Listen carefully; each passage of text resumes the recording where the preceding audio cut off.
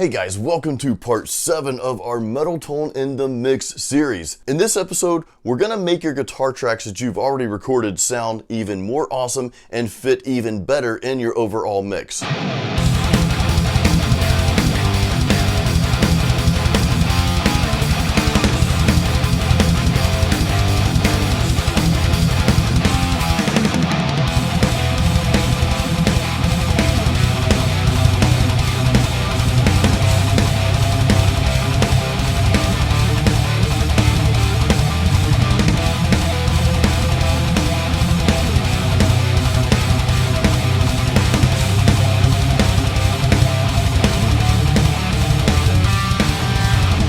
Alright, so you've recorded your metal rhythm guitars, you've recorded your lead guitar track, and of course, we did a lot of work up to this point. I mean, this is part 7 of this series, so we've done quite a bit of work up to this point to get some really good guitar tracks recorded. But there's one more step we need to consider before we're done, and that's the post-production process. Now, fortunately, because we've gone through everything that we've gone through to get to this point, to get a really great metal tone, there's not a whole lot to do here, but there are some little tweaks that we need to make in the studio. Now, to do this, we are going to use plugins, and there's one we definitely need, and there's a second one that you may need, you may not need, and we'll talk about those, and I'll share the settings that I'm using so you can mimic those to have your starting point. Now, the cool thing about this is you don't have to buy any additional plugins.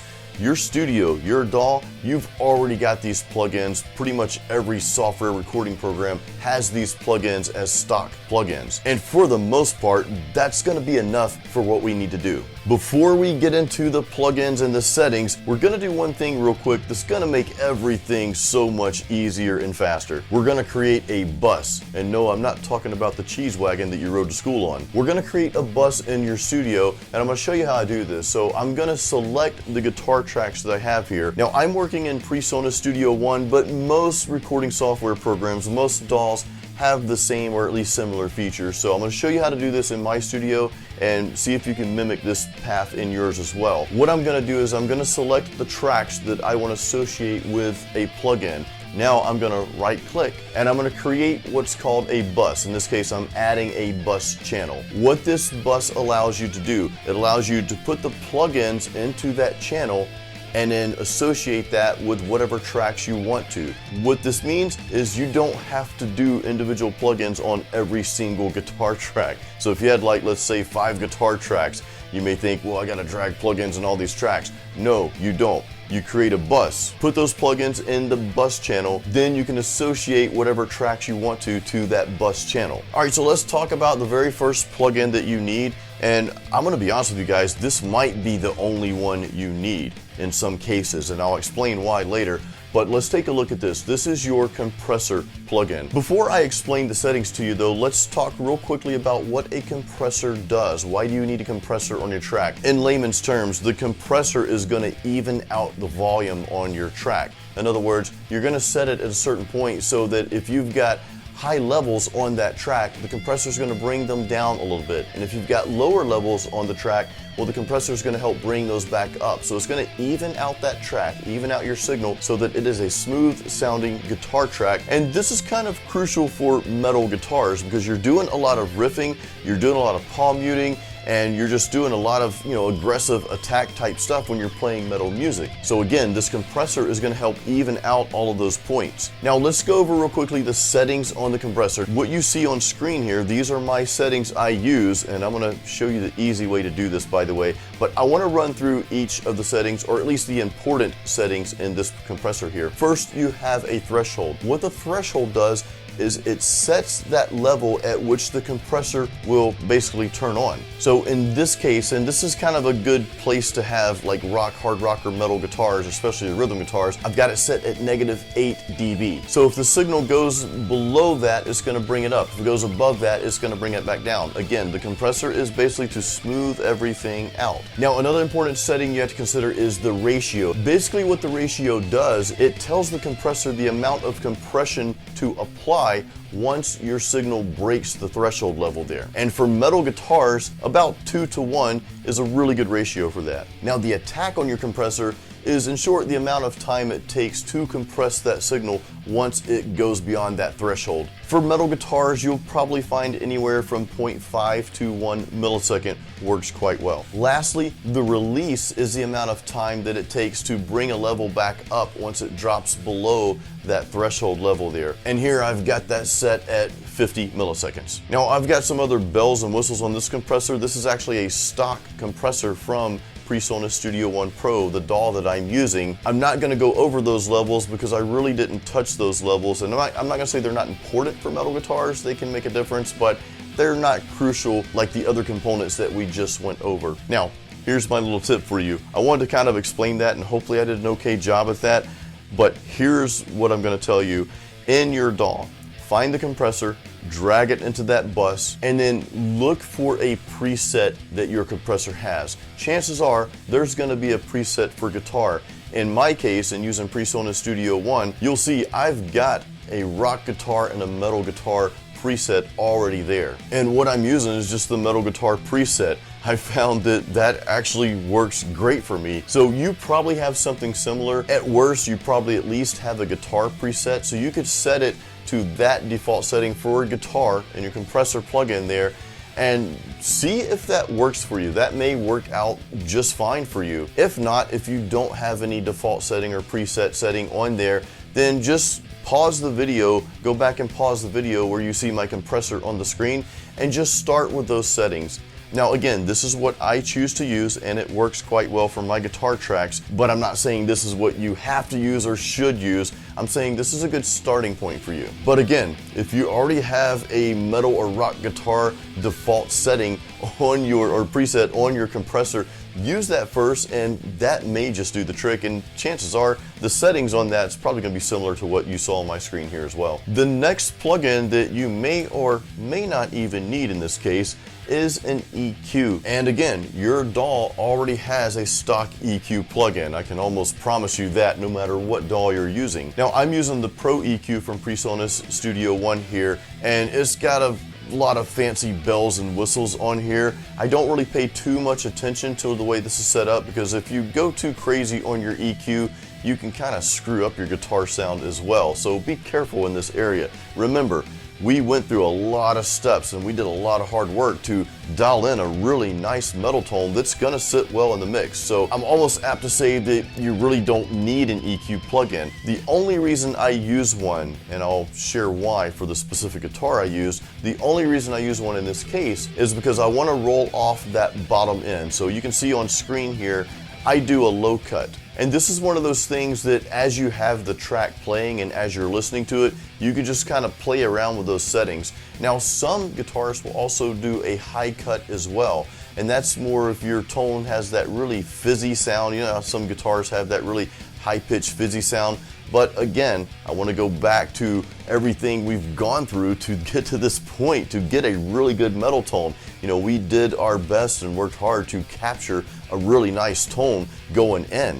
So really, you're not going to have to do a whole lot here with your EQ. You see, I've got some minor adjustments here to some of the mid-levels and that sort of thing, and that's just me basically playing around with it, just trying to tweak my tone just a little bit. But other than that low cut, you don't really see any crazy settings on here. And again, you may not even need an EQ. If it sounds good without it, and if everything is sitting well in the mix without it, then hey, don't bother. If not, you may just need to roll off that low end. Now the reason I use an EQ plugin for this specific instance here for this series, for one, I just want to share it with you as an option that you may or may not need one. And two, I rolled off the bottom end because the pickups in the guitar I'm using, the stock Ibanez RG Prestige pickups, they're the V7 and V8's what I primarily use here, really the V8 more than anything. It does have a little bit more bottom end to it, so rolling that bottom end off really helps my guitar track sit in the mix just a little bit better. So what I'm going to do at this point is I'm going to let you hear some guitar tracks. It wouldn't be a metal guitar video without hearing some guitar. So I'm going to first share the sounds with you both by themselves, one guitar by itself, and in the full mix without using these plugins, without using the compressor and EQ. And then I'm going to share with you how it sounds with these plugins. So here's one single guitar track without using the plugins.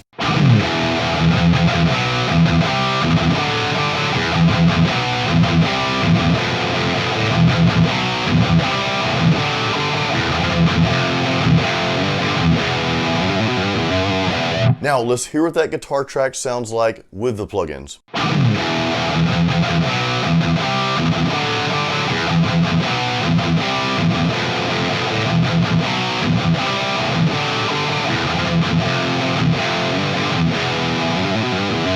Now it's time to hear that in the full mix, because that's where it counts. So here's the guitar tracks in the full mix, not using the plugins, without the plugins.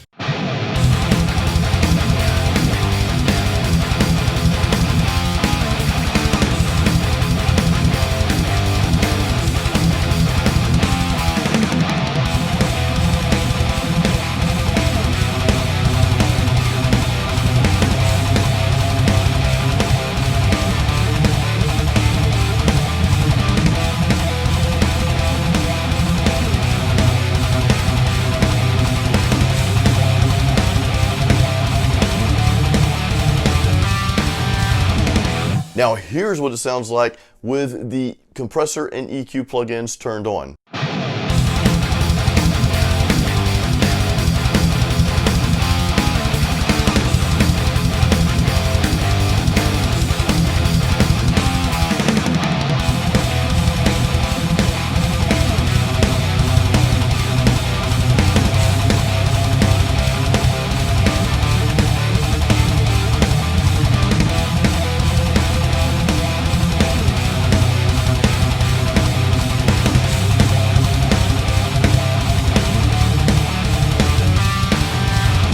Now, I don't know how much of a difference you could tell between the two. No compressor and EQ plugin versus with the compressor and EQ plugins. It was probably a very subtle difference, if anything, because remember, we did a lot of hard work getting that good guitar tone, that really nice guitar tone for the full mix. And I stress that because everything we've gone through to this point is just so crucial, and it is a lot of work. It's a lot of work to do this and to dial everything in just right, and you did that, so congratulations on that. That's awesome. And I also know you may not be able to hear that much of a difference because you're watching this on YouTube, and I don't know what sound source you're using. I know if I were to dump the MP3 down and go listen to it, let's say in my car, which has a pretty decent stereo system, I would be able to tell those differences. And of course, sometimes if you're listening with headphones on, you can hear more of the nuances and the low ends, high ends, if it has too much or too little, stuff like that. But I do suggest using that compressor, if anything, because again, when you're playing metal music, you're gonna have some highs and lows, and that compressor is really gonna help even things out. Then you can throw in the EQ and see if your track even needs it. Now, I know we applied the compressor and the EQ to the two rhythm guitar tracks for this example here, but you can also apply your lead track to that bus channel as well, because I feel like your lead track is also going to need that compressor too. But the only thing I might say is you may not want to EQ, or you may want slightly different EQ settings for your lead track. This is something that you'll have to play around with and go back and listen to. Now, me, I like to keep everything simple, so I actually use the plugins in that bus and all their settings for my rhythms and my lead guitar tracks, and that works for me. Now, there's one more thing I want to cover real quick, and that's your lead guitar track, your guitar solos. Remember, in the last video, in part 6 of this series here, Metal Tone in the Mix, we recorded your lead guitar solos. We recorded those lead tracks. But remember, we talked about how as lead guitar players, we like to add a little bit of delay to that lead track. And sometimes you might want some reverb as well.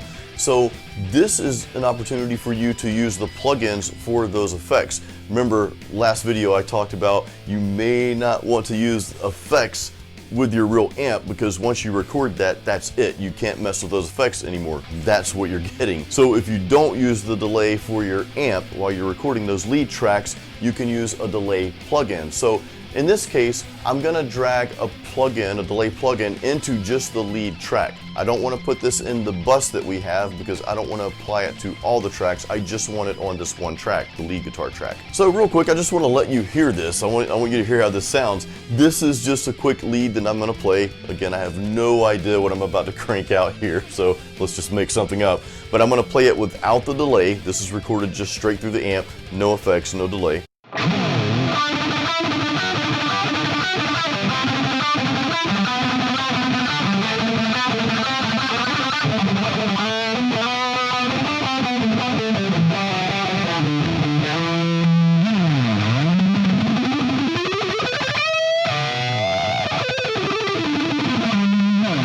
Now, you're gonna see me play it again, but actually it's just the same video, just so you can see it. But I'm going to apply the delay plugin to that track, and it's gonna sound like this.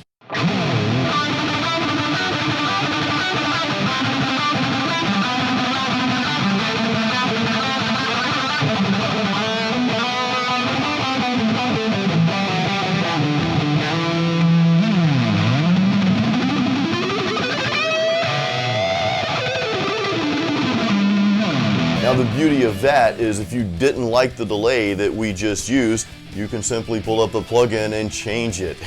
And you can also add reverb or chorus or whatever you want to add to that track.